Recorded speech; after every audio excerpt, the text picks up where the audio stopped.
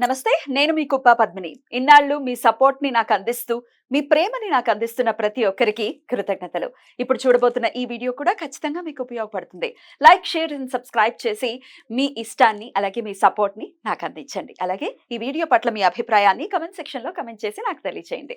నమస్తే, నమస్కారం. రేపటి విశిష్టతని ఒకసారి చూద్దాం. రేపు 18వ తారీఖు జూలై నెల 2024వ సంవత్సరం గురువారం. శ్రీ క్రోధినామ సంవత్సరం, దక్షిణాయనం, గ్రీష్మ ఋతువు. రేపు ఆషాఢ శుక్లపక్ష ద్వాదశి తిథి రాత్రి 8:44 వరకు, తదుపరి త్రయోదశి తిథి. జ్యేష్ఠ నక్షత్రం రాత్రి 3:25 వరకు, తదుపరి మూలా నక్షత్రం. శుక్ల యోగం ఉదయం 6:13 వరకు, బ్రహ్మ యోగం రాత్రి 4:45 వరకు, భవకరణం ఉదయం 8:59 వరకు, బాలవకరణం రాత్రి 8:44 వరకు, తదుపరి కౌలవకరణం ఉంటాయి.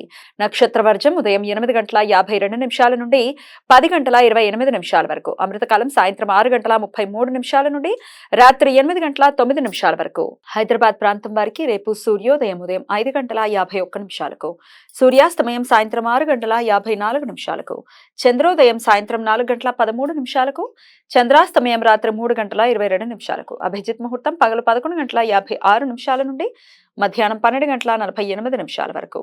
దుర్ముహూర్తం ఉదయం 10:12 నుండి 11:04 వరకు, మరలా మధ్యాహ్నం 3:25 నుండి సాయంత్రం 4:17 వరకు. రాహుకాలం మధ్యాహ్నం 2 నుండి 3:38 వరకు. గుళిక కాలం ఉదయం 9:07 నుండి 10:45 వరకు. యమగండం ఉదయం 5:51 నుండి 7:29 వరకు. రేపు వాసుదేవ ద్వాదశి, చాతుర్మాస్య వ్రతం ప్రారంభమయ్యే రోజు. ఈ ద్వాదశి పరిపూర్ణంగా వాసుదేవుడికి ప్రీతిపాత్రమైన రోజు. పురాణ కథనాల ప్రకారం ఏకాదశి తిథి విష్ణుమూర్తికి, ద్వాదశి తిథి లక్ష్మీదేవికి చాలా ప్రీతికరమైన తిథులు కాబట్టి రేపు భక్తులు విష్ణుమూర్తిని, లక్ష్మీదేవిని భక్తితో పూజిస్తారు. ఈ వర్షాకాల 4 నెలలు ఆషాఢ, శ్రావణం, భాద్రపద, ఆశ్వయుజ మాసాలలో కార్తీక శుక్లపక్ష ఏకాదశి వరకు భక్తులు పరిపూర్ణ భక్తి శ్రద్ధలతో విష్ణుమూర్తి, లక్ష్మీదేవులను పూజిస్తారు. ఇలా చేయటం వలన శుభ ఫలితాలు చేకూరుతాయని, మోక్షం లభిస్తుంది అని నమ్మకం. రేపు వేద బ్రాహ్మణులకు బియ్యం, ఫలాలు, వస్త్రాలు దానం చేయటం వలన సకల శుభాలు జరుగుతాయని నమ్మకం. ఇవాళ ఏకాదశి ఉపవాసం ఉన్న వారికి పారణ సమయం రేపు సూర్యోదయం నుండి ఉదయం 8:28 వరకు ఉంటుంది. రేపటి నుండి శాఖావర్జం ప్రారంభమవుతున్న కారణంగా రేపు పారణ భోజనంలో కూరగాయలతో చేసిన వంటకాలు తినరాదు.